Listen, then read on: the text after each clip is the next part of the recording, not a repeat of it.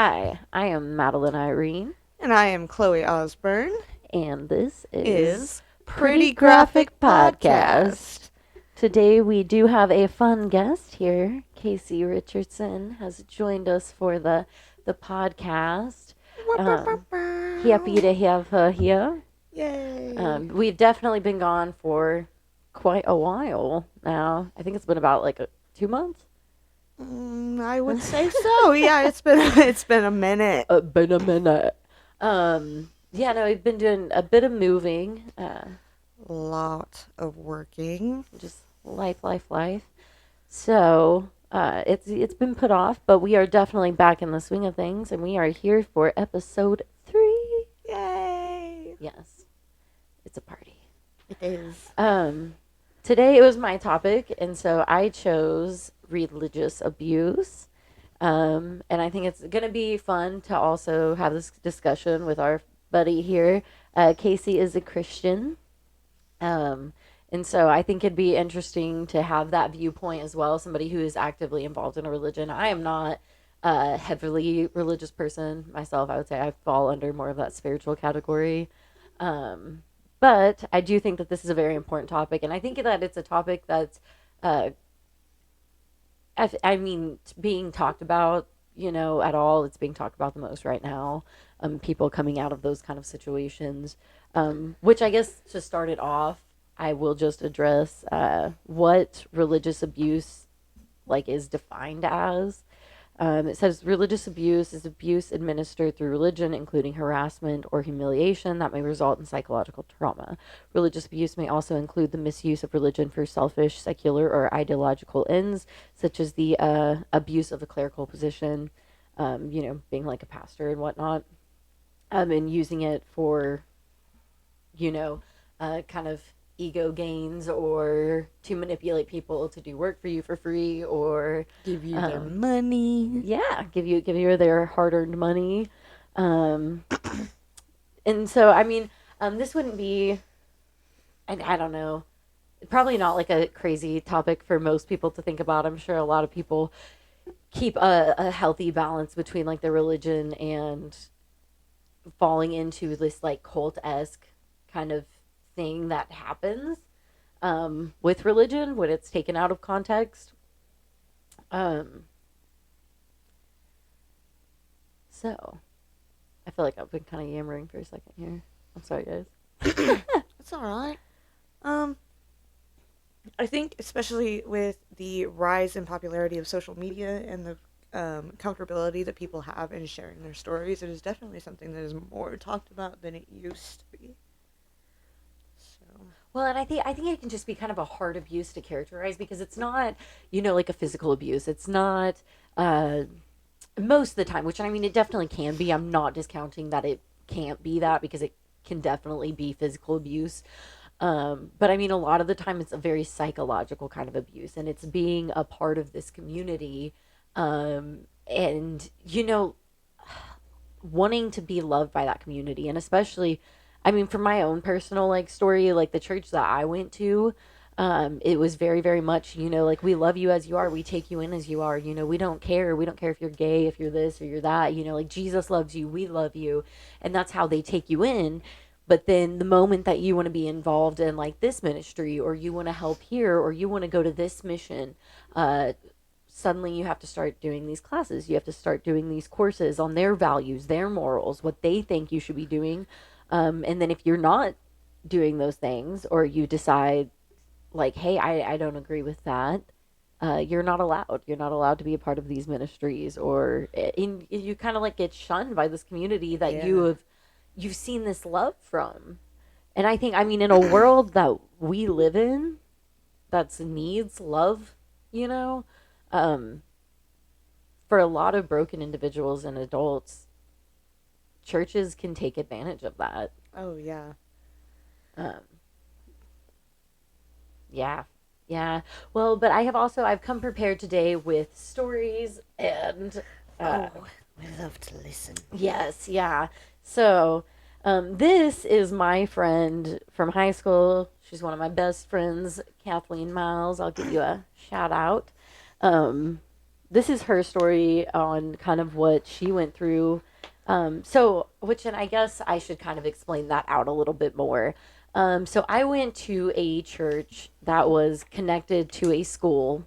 The pastor and his wife were the founders of this school.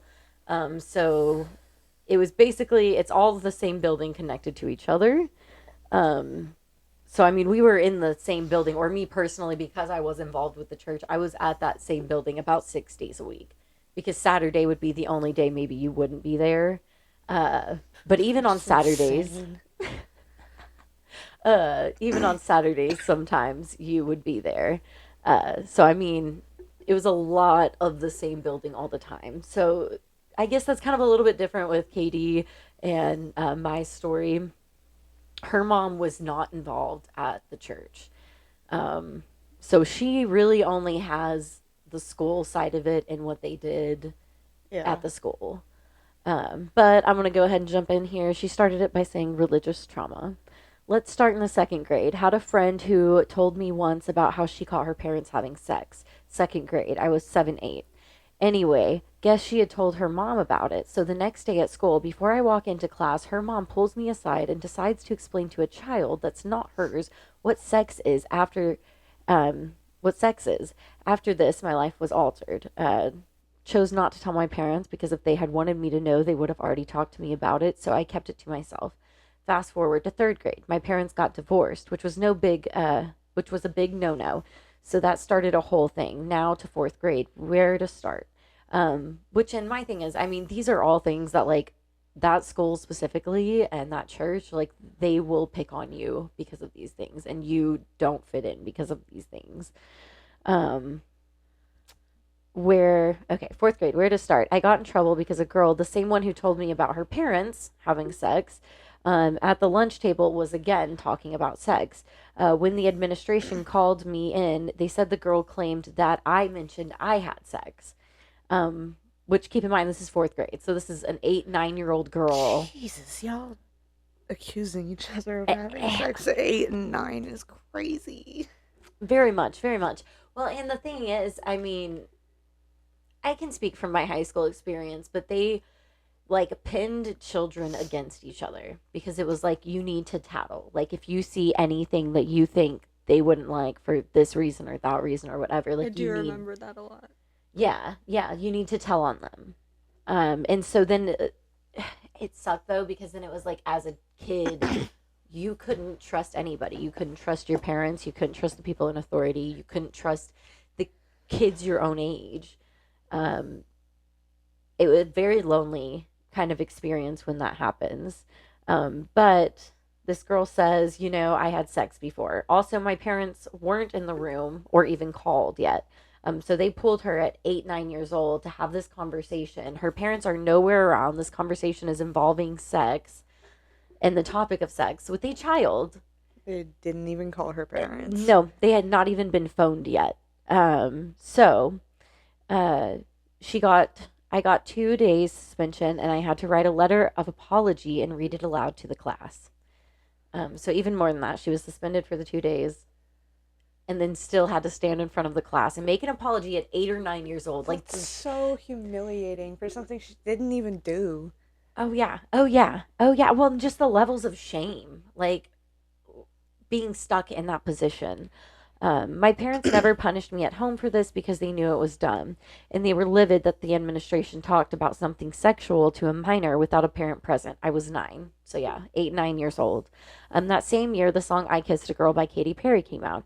Also, to mention, Justin Bieber's just started becoming really popular, so I thought the Katy Perry song "I Kissed a Girl" was sung by Justin Bieber, like her little 9 year old self, like just the same I voice in love her mind. that. Um, Anyway, which I mean, regardless, this is so stupid. Anyways, I was singing the song on the playground. A girl in my class heard me, and I got pulled once again to the principal's office, and they told me that it was a lesbian song and to never sing it again. Pretty sure I just got written up for that one. Um, are you Yeah, no, regardless, she should not have gotten in trouble. But then again, that's the same kind of situation scenario that I was saying. Like, they pin kids against each other. So then this little girl heard that song, which I'm sure this little girl's parents was like, that's a secular, that's Satan's song. You can't listen to this. Girl, the stories. Oh, but and that's truly what they think. But then yeah, like pulling her again for something like that, and then to also like say that in such a derogatory way, like that's a lesbian song. Don't sing that. Don't ever sing that. Yeah. For a kid, it just it gets me. The following year, fifth grade, I got in trouble for singing "Grenade" by Bruno Mars. That same girl ratted me out again. They just told me the song was about suicide and how that was a sin, so I shouldn't be singing it. I mean, come on, fifth grade, we're like what, 10 years old. It's supposed to be metaphorical too. Oh no, I know. Well, and that's the difference because you can be religious, like you're a Christian, you believe in God. You can be religious that way, and then you can be religious this way, which is like a step up. They make everything, it's the demons, it's Satan, it's secular. You I need to see, always yeah. be on guard. You need to always be in survival mode. And then they put you in survival mode because they dig so heavy into your stuff and telling you how you're such a horrible person. The crazy. Um, so now to middle school, where some of the real shit started. I started getting into the zodiac and just other little things at the time because middle school is an awkward time. I mean, I'm sure most of us started getting into astrology and, uh, you know, I'm a Yeah. Taurus. literally, Right. literally. I know what my sun sign is. Oh my gosh. Yeah, no, for real. What's your moon? Um, yeah, so stupid. I got suspended. She said I got it suspended a lot, smoking cigarettes. Once I wrote a note to a girl saying how I wanted to kill another girl because she was bullying me. I ripped the note up and threw it away in two separate trash cans. Two girls found each piece, taped it up, and I wound up in the principal's office because saying you wanted someone dead is a threat, so I was suspended for a day, which that is big facts. You cannot say you want to kill somebody, but the fact that the two girls went to the two separate trash I was cans. gonna say the dedication Yeah, that was to what I make sure thought. that she got in trouble for this No, for real. For real. is wild. You Two went, you separate trash followed cans. her to the two. How did you know? How did you even know? Got all of the little pieces Yeah. and taped them together like Yeah. a psychopath. You know, that shit took at least 10 minutes. At Oh, that yeah. point, I'm just like turning myself in. No, for real. I wrote it. It was me. And I mean it. I mean it. What? Let me say this. It was hard going to a private school, a predominantly white private school. I'm black, Italian, and German, so I have olive skin and black curly hair. Also, my mom never went to the church, so they picked me out a lot. There were other kids doing the same things but got a slap on the wrist because their parents worked or were involved in that church. High school was wild. And this is where I came into the picture. These are a lot of things that I remember specifically. I got pulled into the office for talking about zodiac signs. This happened to us so many times. Like Katie, a lot of times, which that's one thing that I can say. Like, I definitely got out of stuff because my parents were so involved. And because I was so involved in the church and all these different ministries and this, that, and the other, that I could pull that card and pull the character card and be like, well, you guys know me. I'm not into anything bad and I'm not doing anything bad. Where she couldn't. She couldn't pull that card. Her mom was not a member there. She was not giving all her money to the church. And so she did. She got in trouble a lot more than the rest of us. But we did. We got pulled for zodiac signs all the time. They called us witches. They were very, very convinced that we were witches. Burn them. It literally, they would come on, powwow. And we like already knew the list of names. Like all three of us would get up. It would be me, Katie, and then our other friend at the time. And every time, without a doubt. So stupid. They made us read chapters of the Bible out loud, talking about how God created the stars. So if he did that, then what I'm talking about is witchcraft. Like, they straight up called me a witch because I was talking about stars. Also, I think some kid's parent called about that because the teachers in the class wasn't even the one in the office when they told us what we were doing was wrong. And she's talking about that experience when we were all sent to the office together. And that was the thing too, like, because these kids in high school would still go home and they would tell these things to their parents, and their parents would call up to the school and be upset and be like, they're talking about satanic stuff there, and they're talking about demonic stuff, and it's going to rub off on my kid. And so then we're in the office chit-chatting about this stupid stuff. And it was like a lot of the time the principal, you could tell it was dumb and that they knew it was dumb. and we Can't should not be. imagine the things principals and the office ladies have to deal with. Well, and it's gonna get a lot more chaotic. I love KD, There's and she more. went through a lot. But there are some really really crazy stories about that school specifically, and things that happened that should not have happened. Um, not yeah. Also, I think some kid's parent called about that. Da, da, da. I got kicked off as yes, this one. I got kicked off as student body president for a picture almost 2 years previous that I had posted on my Instagram. So she posted this picture 2 years ago, got student council president, and then they found this picture that year and brought it up, and it was her wearing a crop top. And because she showed her stomach, it was not a good representation of God or the school. Not the Um, stomach whores. Oh yeah, yeah, no. So and then they took her out of that position. It was so crazy because then we had this one kid take over, and God bless, but it was chaos. It was straight chaos. And she, yeah, no, it definitely was not fair the way that it was taken from her. She did not deserve that. Especially for something that's stupid. Like that was something that happened. It was a picture not taken at school, not on school time. They went and found that picture separately, and then took away her getting the student body president. Stupid. It's a little far. That's what I was like. It's dumb. Like I would get like a slap on the wrist or something like that. But especially when she wasn't doing anything wrong, and she got like the student council had been in a financial hole all the way up until she got into that role, um, and she like got us out of that, and then they like got rid of her. It was so crazy. Huh. Um, Somebody was looking for something. oh yeah. Sounds like. Oh yeah. Oh yeah. Well, and that's how I felt. I mean, and I'm sure that's how she feels about it too. Like, well, and that's yeah. She was like, I was constantly having to look over my shoulder, and it was exhausting. I was also ended up in a mental hospital, but they were telling kids I was like on vacation or something. Like, so she went to the mental hospital. Wild. Yeah, And they told her she was like in Cancun or something. yeah. my That's God. what they told the other Bro. kids. She was like, it was weird. I wasn't ashamed that I had to go get help for my mental health, but that was also a big no no and put more shame on me because I couldn't just pray my bipolar away. Um, and then she just told me that was all she could think of in the moment. But very much that. Very much couldn't pray my bipolar away. Yikes.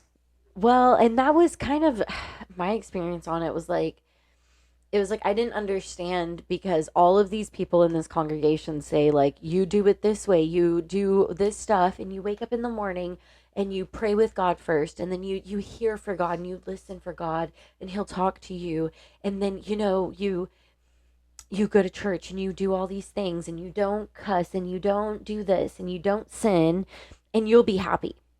You'll be happy. You can see all of these people here. We're so happy. And then you do all the things, you follow all the steps, and then you still feel like shit. And then you wonder like what is so wrong with me that I can do all the steps, I can do all the things, and I still feel this way. Like I'm not happy.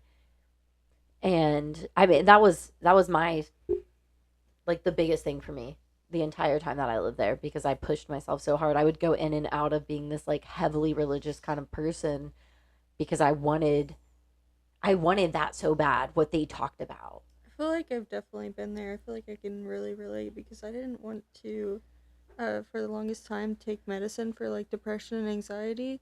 Because I thought like I was like, why? Maybe I just need to like pray harder or whatever. Because everyone always told me, or at church and stuff, they're just like pray about it and stuff like you were saying.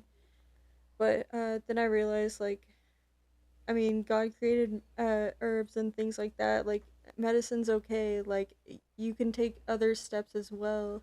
Like, that, eating healthy, certain things, whatever it is. And you just have to do that as well. Yeah. Yeah, like it doesn't make you a bad person to need help. Yeah. Yeah. That's what I'm trying to Well, and it doesn't Yeah. mean that it's demonic or that, you have a demon. Well, and that was the friggin' nutty part about living down there and dealing with that. And I say down there, the church was in Texas. So it's further south from where we are, which I'm not going to say where. way too hot there. uh, uh, But oh god, I lost where I was at. I'm so sorry. I Michael Scotted it, guys. I started the sentence and then it ran away from me. On to the next section. No, I'm just kidding.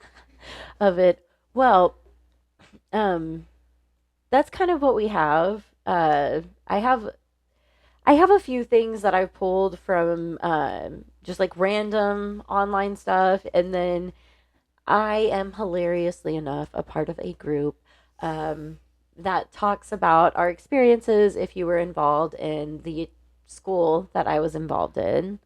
Um, and I pulled some of the stories from there, and so I'm going to read some of those stories. I plan on keeping everything entirely anonymous. I don't want any of this coming back for me. I literally just want to talk about my experience and be left alone. Okay.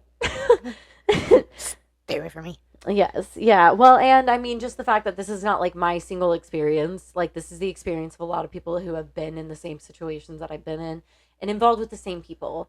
Um, and so that's what kind of gets me about it. Um, yeah. So, uh, one of the stories that I have found um, about people like coming out of this. For me, it's been exploring my motivation and purpose behind doing things. For example, I started volunteering in my city. I'm doing that because I want to be a positive contributor in my community, not because I'm compelled by God or religious conviction, reflecting on my moral compass to understand how I operate on a daily basis. Some of this has also shown up in how I manage and express my emotions. Anger was never acceptable, and toxic positivity seemed to always be my standard operating level. I've learned that it's okay to be angry, sad, etc., and to explore those openly and communicate them when I feel them. As a Christian, I had to attribute my success and failures to God, and that He would make things work out for me instead of me working hard to attain my goals. I remember getting a new job recently, and someone was like, "Oh, I prayed for this." And I wanted to respond that I was the one who worked hard, did the interviews, and networked, and that it really had nothing to do with God. All very complex work. Congrats on your journey. Um, which I think is just replying to a different story. Um, but that kind of a thing, like, oh God, especially for that church too. It wasn't like you were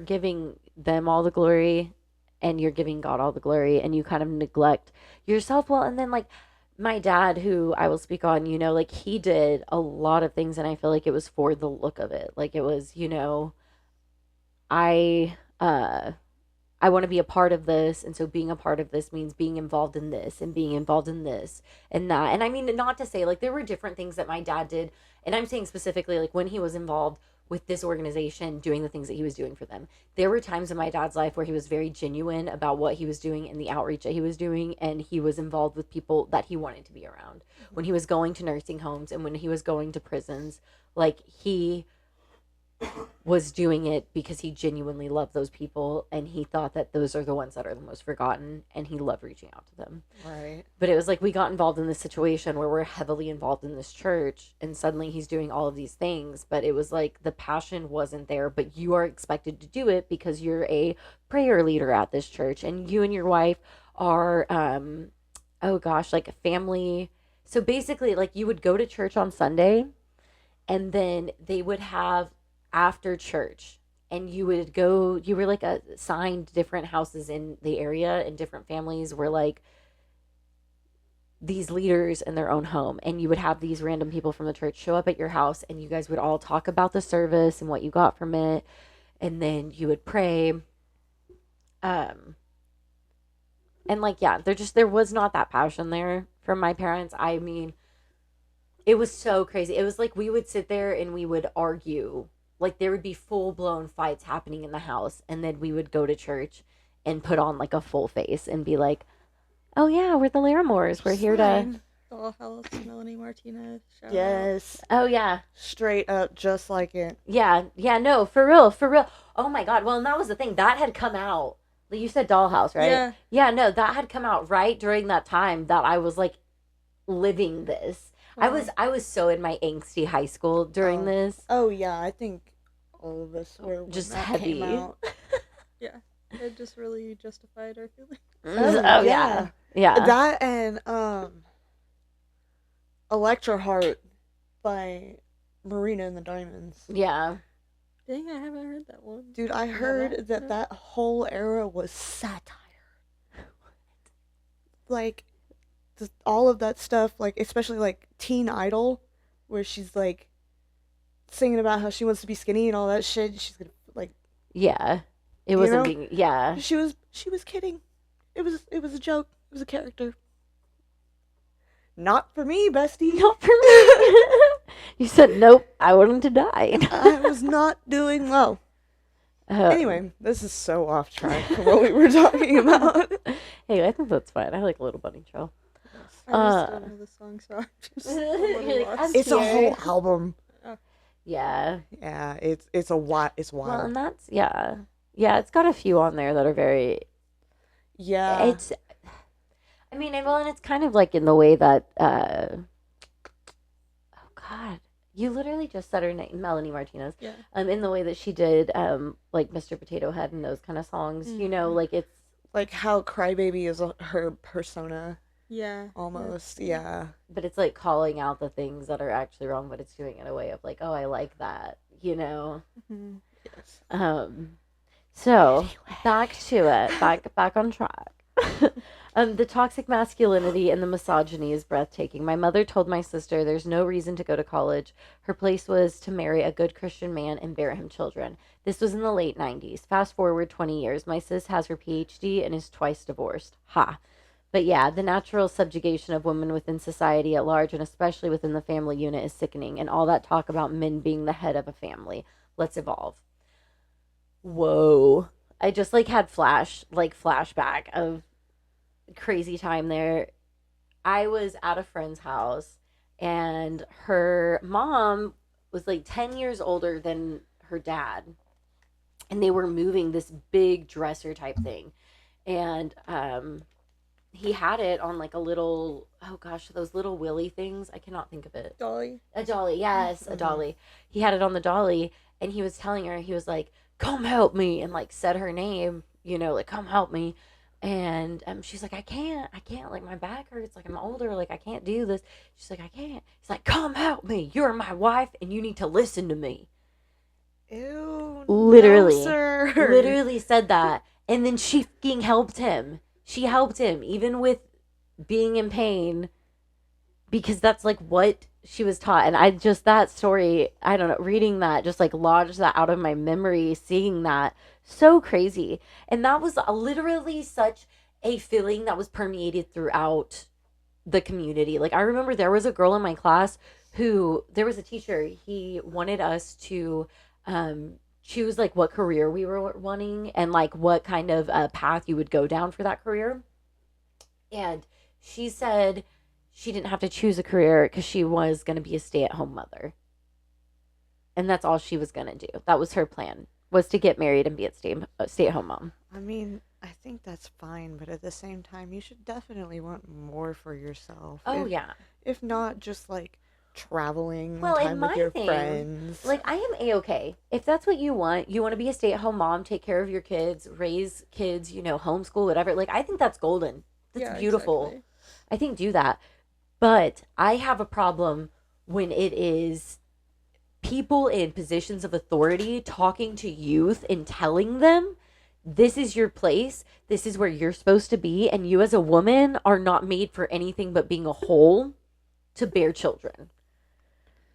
Like that's the disconnect. And that is what a lot of like what they preach to girls is like, you need to be pure, you need to stay this way because you're going to be married and you're going to have kids, and that's like the expectation.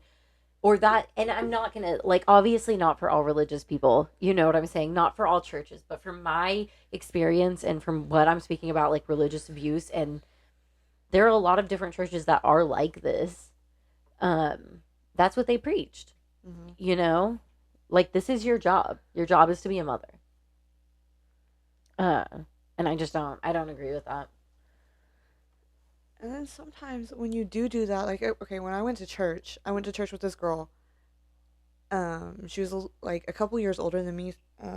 She's like 17 or 18, and it had come out that she had lost her virginity, and they all of the church elders were like talking about it, whispering about it, and then that poor girl just stopped coming because they were talking about how she had lost her value.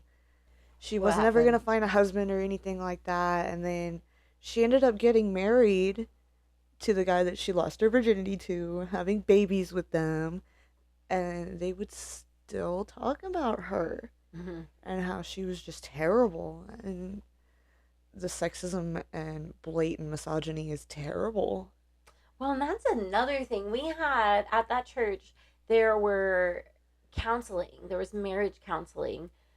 And like you have to keep in mind the counselors that they have are the pastors that they have at that church that got their counseling degree from some online Christian website that is qualified them to be a full-blown counselor now. Mm-hmm. And my thing is my friends' parents were one of those counselors and they would go sit there do the counseling with those families and then they would come home to their house and they would talk about all of those families. Talk That's a shit. HIPAA violation. Oh yeah, they don't care. They don't even. They didn't have What the are laws? licensing. They didn't have the license in the first place. They were like, "I'm a buddy. I'm not even their therapist." What do you Like, mean? what Therapy? license are you gonna take? Right. America. Yeah, no, but that was just one of those things though, where it was like, this is obviously so fake to me from the top down. You know, Mhm. like these are pastors that were high up in that church, a pastor and his wife that were, like right hands of the pastor. And that's how they're going home and talking. And it's like the way that this church worked, like, I mean, you had to work your way up the ranks of being like on these inner circles. And so, like, my family, we were involved. I, by myself, was involved in the kids' ministry, the youth ministry, the worship ministry. I was involved in women's ministry.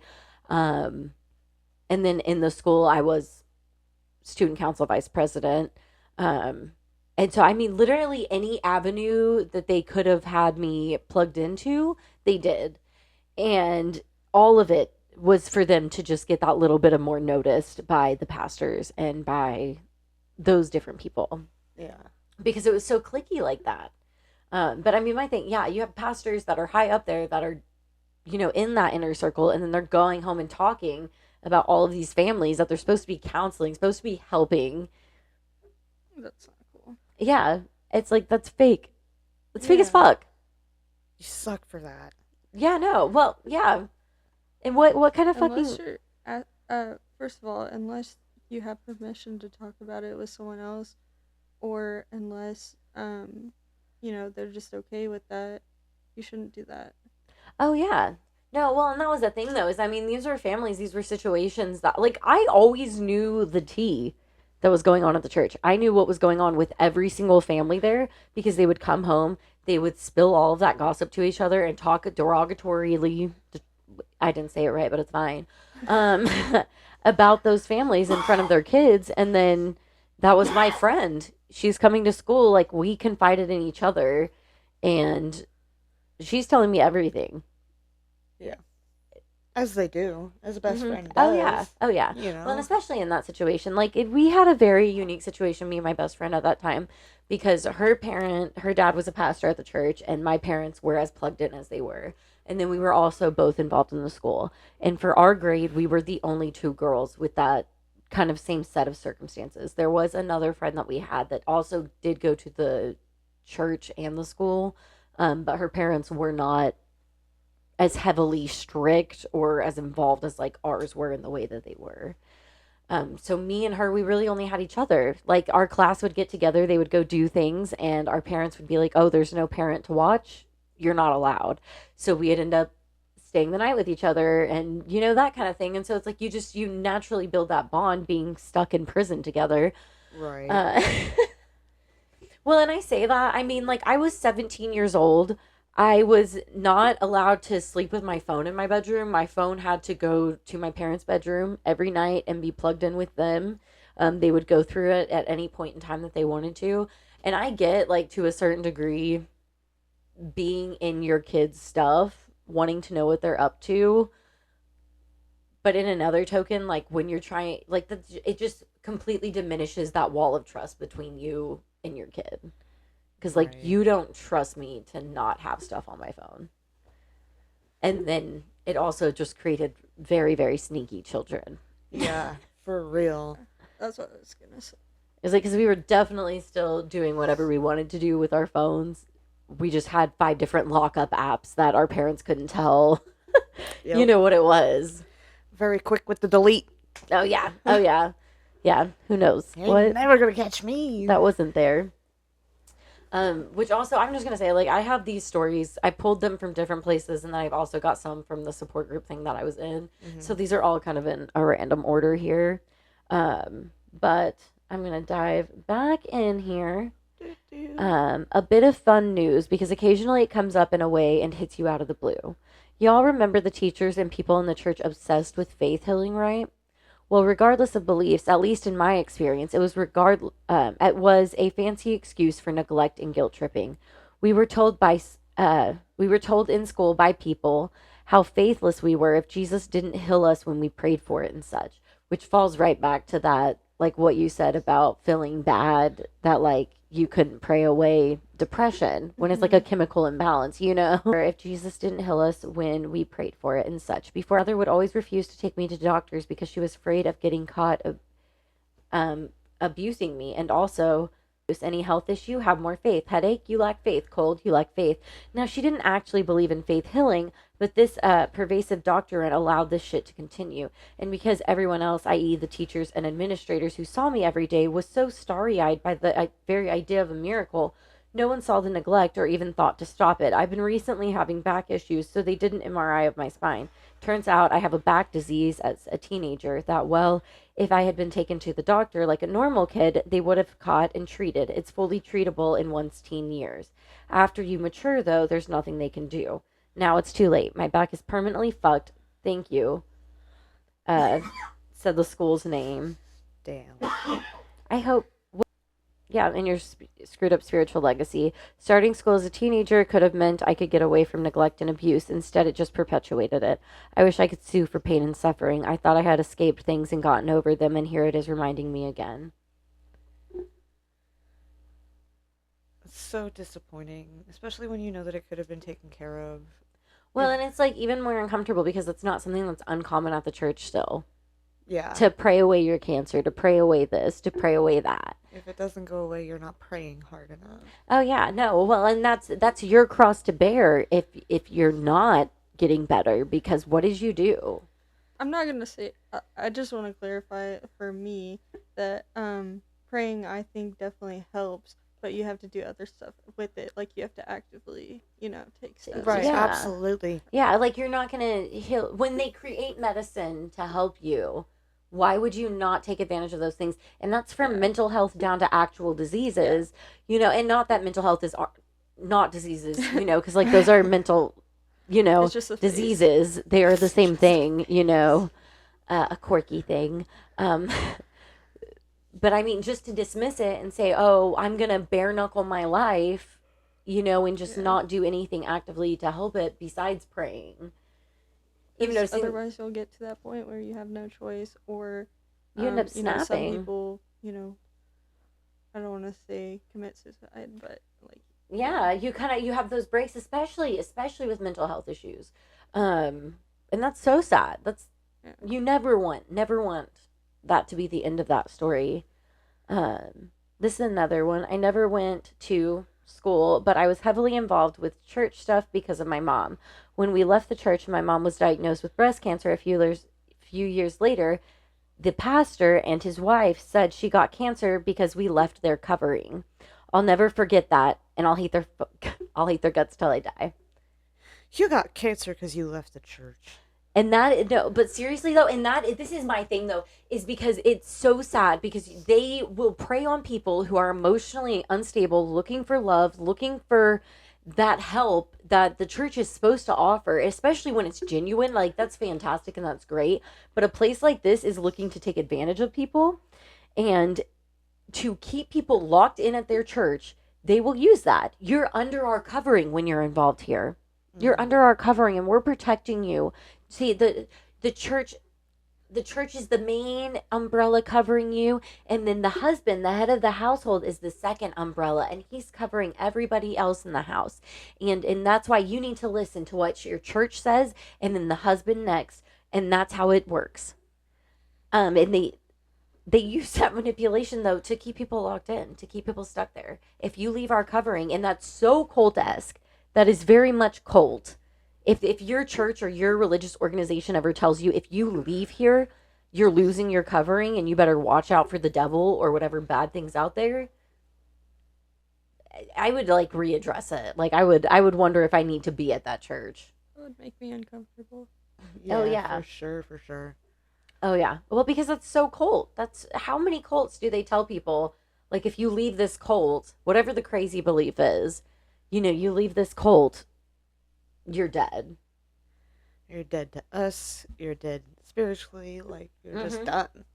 Well, and not even just to mention that, like, when you're in these situations of religious abuse and this is, happening, you're scared to leave because of things like that, because you feel so brainwashed into believing that, like, this place is your safe place and without it, like, you're gonna die. Yeah, your faith should be motivated by you. Yeah. you know? Yeah, not Not by being fear. scared. Yeah. Yeah. Yes. But I mean, when that's happening to you, and then you're also making the tough decision though to leave somewhere that you love being there, you love being around those people, and you're losing this community. And I feel like a lot of people who go through religious abuse, they don't really ever get to mourn that process, because you're going from a place where you have this congregation of people that believe how you do and have the same like spiritual beliefs that you do.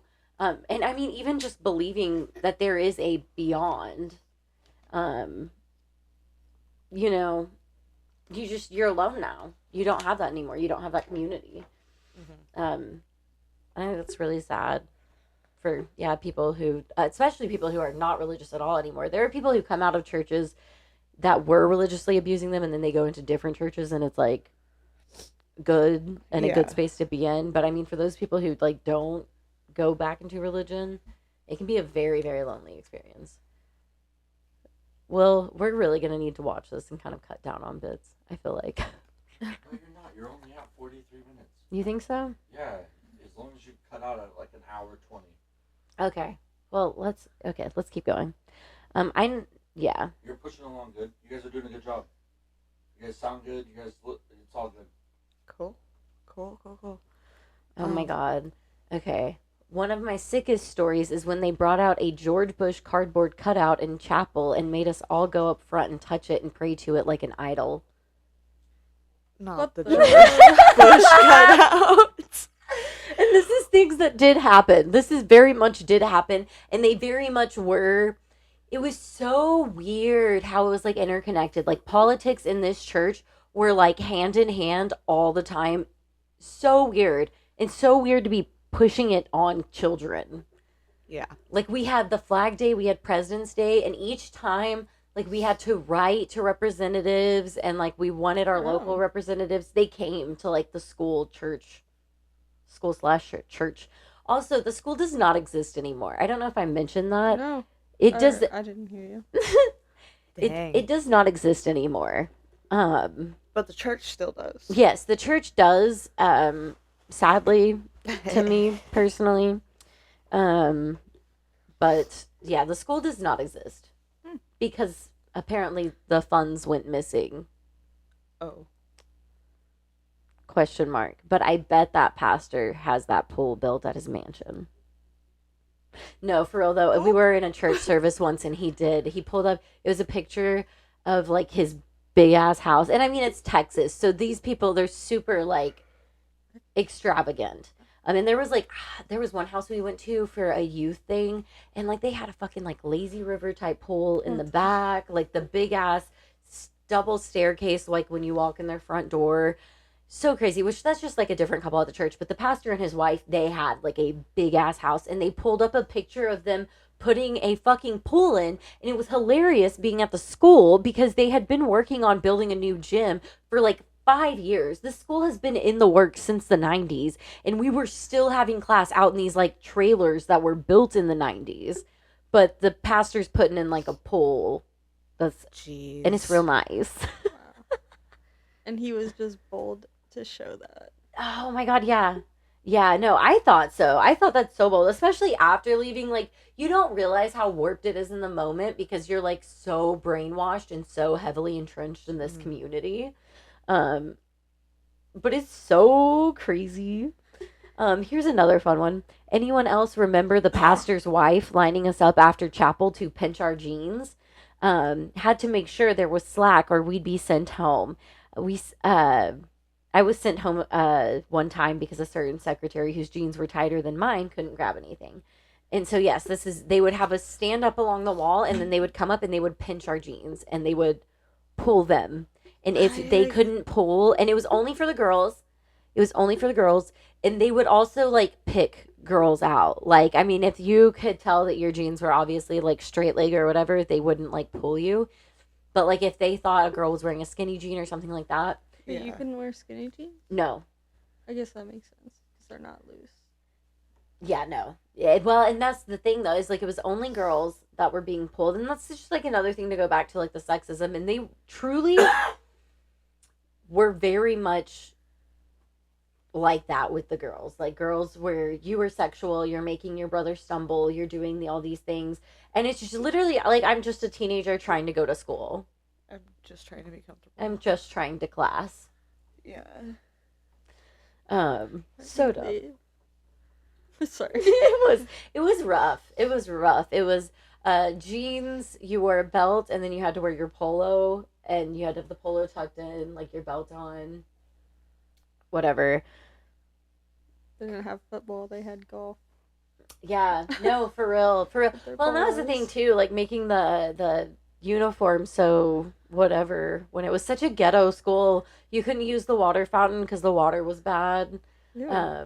Gross. Honestly, I don't think any water fountain in school should be used, but Yeah, no, I mean, I agree with that, but it was like the water itself was gonna hurt you. So, oh gosh. I mean, it wasn't like the person in front of you giving you a germ. But like really, the whole school was basically down like one hallway, and then it was a really tiny school. Like there were 13 people in my grade level. So 13 people total? yeah. So my graduating Sounds class. like a class I went, or a class I went to.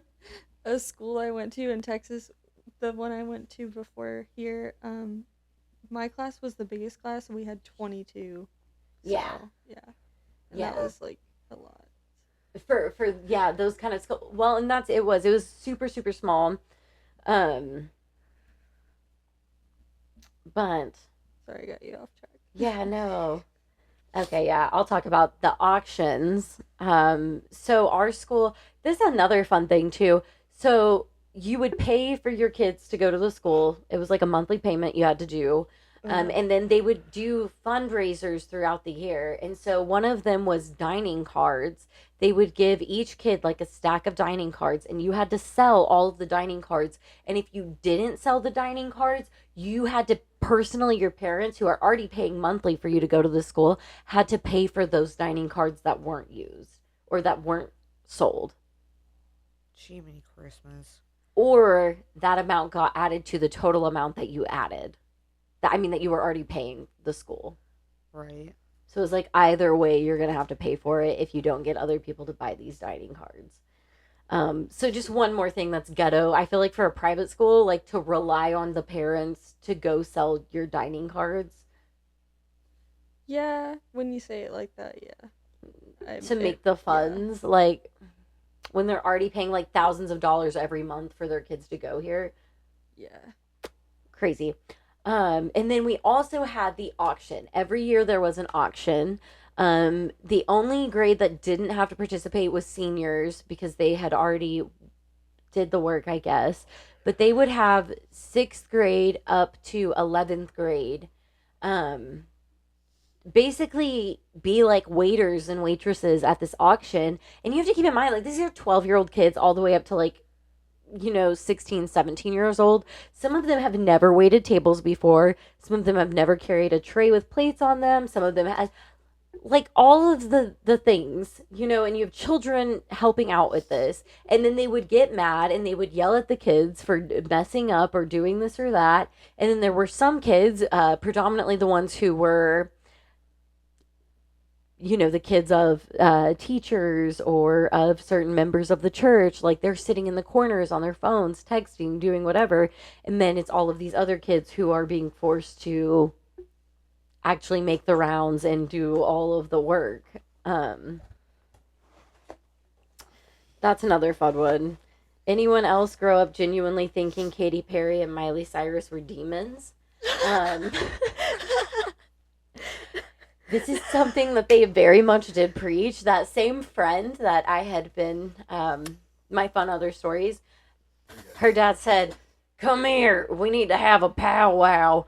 And I'm A powwow? oh yeah, no, I knew immediately. I was like, a powwow? Oh no. What? Who I'm has a concerned. powwow? But we did that day and we sat in a circle at that table. That was one of the start of very, very many powwows the entire time that I lived down there. Oh God. Yes, and so we sat down at the table and he was like, do you know what Beyonce is? And without skipping a fucking beat, she said, a demon. Like Damon! immediately. And I was like, these people are fucking crazy. This must have been post Super Bowl. Oh yeah, no. This happened like 2015 when we took the picture, 2016. And just the way that there was no hesitation though, like that's when I knew, like I knew immediately that I was kind of in trouble because like they genuinely taught that. Like Beyonce's a demon, Katy Perry's a demon. Like I can guarantee you probably like 40% of that church was heavily involved in the QAnon MAGA like conspiracies. Like I can guarantee you. Which I mean I don't know. More power to you, I guess. allegedly. I don't Allegedly. this yeah, it's allegedly but I can fucking guarantee you this situation that happened. How about the time I was manipulated by another student into running away? I got expelled while he lived happily ever after because he was such a godly kid. So just to clarify, same offense. Me, expulsion. Him, nothing. Literally nothing. And even worse than that, this kid convinced her to run away with him. They ran away together. It was a whole thing. They were gone for a few days. It was all over the news locally. So fucking crazy and stupid. And they did. They came back to fucking school. Boy came back to school. They did not give him literally anything. Like, I think he was out of school for like 2 days on like a suspension or some shit like that. They brought him back to school. No punishment, nothing. Her, they suspended, like expelled, could not come back. But they also made her stand up in front of the chapel, in front of all of us, and apologize. Jesus. They made her apologize to us for being manipulated into a situation by another student. And because she was the girl. Let me make that very clear. It was because she was the girl. It was not anything beyond that. She was a girl who ran away with a boy. She needed to apologize to us for that. Crazy. Oh, God, this one was funny. What's the craziest thing you were ever suspended for? I got suspended when Columbine happened, just in case. Just in case. Just in case? They told him, you're suspended, just in case.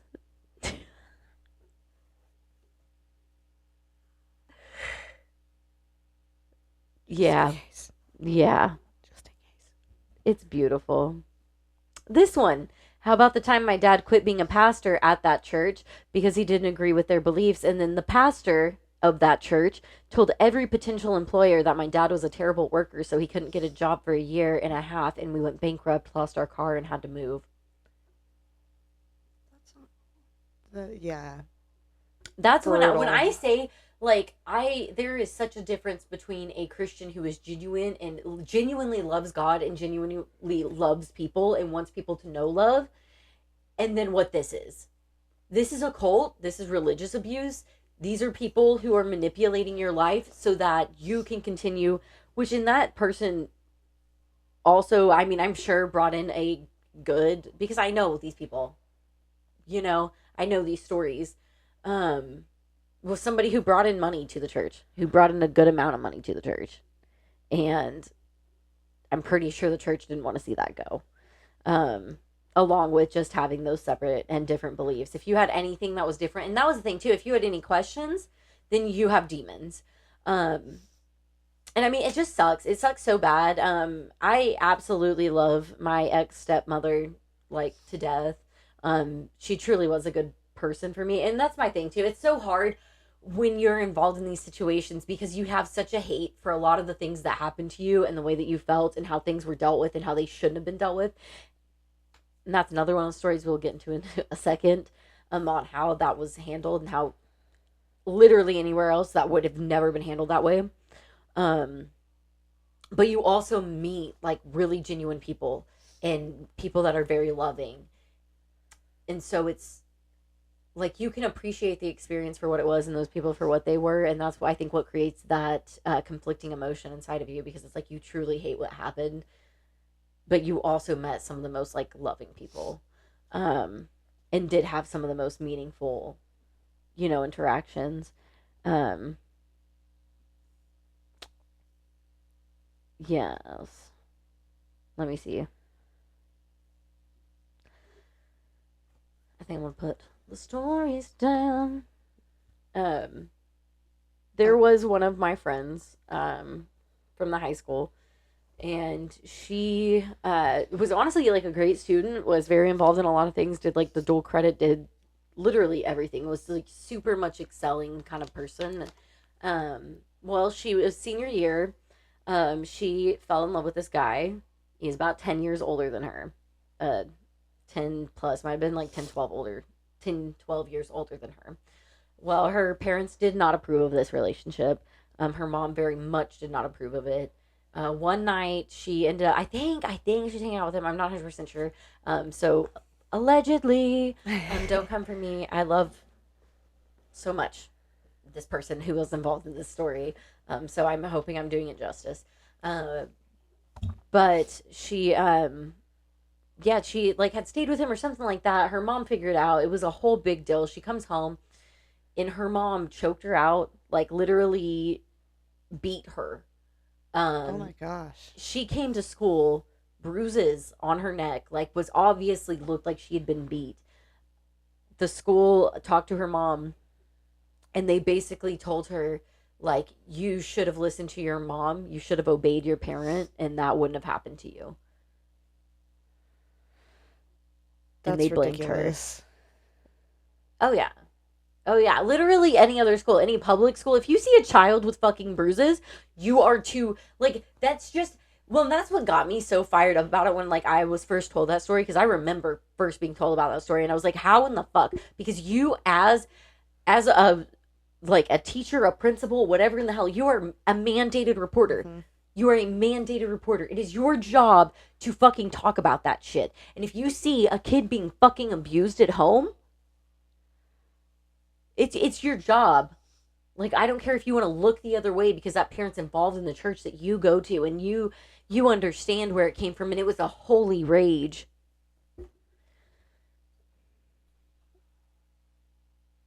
And then it's the same people that will sit there and preach save the children. Oh yeah. Oh yeah. Well, and stuff like that. And then but be entirely neglectful. Like if your child doesn't do exactly what you want them to do, then be entirely neglectful to them. Yep. Um it's so crazy. Well, and that was a lot of what it was. I mean, I think I learned so much acting being involved in that situation because I didn't like with my friend at that time that was my best friend. That was the only safe space that I felt that I had. I couldn't talk to my parents about my emotions. I could not talk to the church people about my emotions. Um I couldn't talk to anybody. Like it was her and that was it, because if I did open up and I did tell them like, hey, I'm not happy, or like this makes me uncomfortable, or like I don't want to be involved in all of these 8 different ministries on top of doing school and all this extra shit, um because then I have a demon. Then I need to talk to this pastor and I need to talk to these people, and you must have something wrong with you and we need to pray, and I dude, I would wake up in the morning being a teenage fucking kid. You're a teenager, you're a kid. I wake up fucking angsty, I am tired and I'm in a bad mood, and we're getting in the car and my stepmom is praying the demons away. Like sitting next to me verbally being like, demons, get out of my car. Like you're not welcome here. You know, that kind of shit. And like it, as a kid, which, and I know it's not her intention. I love her to death. We have entirely talked since all of this, and she's like entirely a different person on a different track, like not involved with the same organization or anything. So I mean, I'm really proud to know her, and I'm proud of her as a person. They ask you how you are, you just have to say that you're fine. You're not really fine. You're not fine.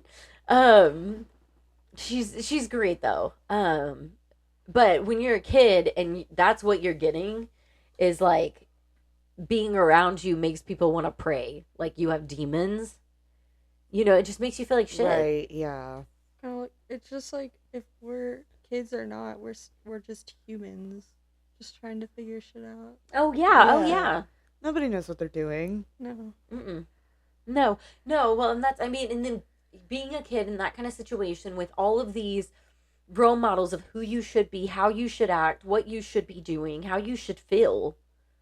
Because if you, and well, and that's the thing too, like the toxic positivity and talking about that, like the church loved toxic positivity. Like everything had a silver lining. God's gonna heal this. God's gonna do that. You're being negative. Don't speak the negative. Don't, you know, and like there's a place for anger. There's a place for sadness. There's a place for depression. Like there's a place for those things. We don't have to exist, like act like they don't exist, just because they're uncomfortable. Right. And I felt like that was a lot of the situations there was people asking valid questions and then being told, no, you have a demon, because it was a valid fucking question that they didn't want to answer. And to me, I mean, that church can say up and down that they are trying to help people and that it's all for the love of people and all of this kind of shit. But to me, like, if you're selling merch for your church, like, you're probably not doing it for the people. If you're treating people the way that you did treat people, like, you're not in it for the people. You don't love them. Yeah. You don't love them. You're in it for the 10% that you're going to get on your church service. Well, and that was the thing too. Every service has a line about tithing your 10%. Give me your 10%. Where's your 10% for God?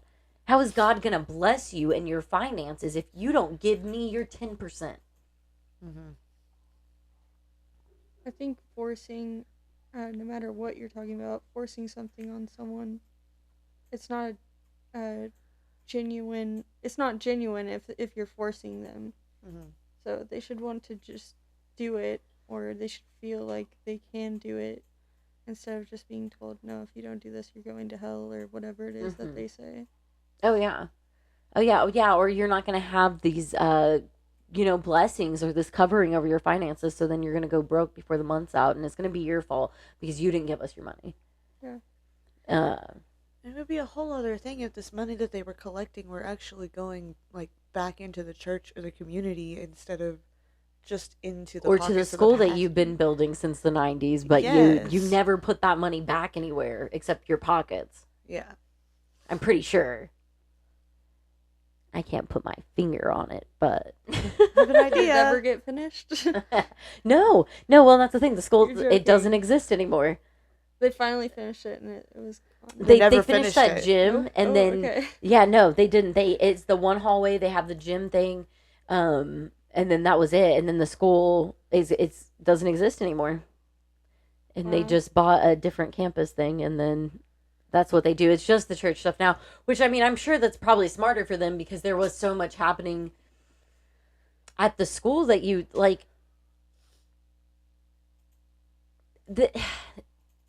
These organizations, they're just not.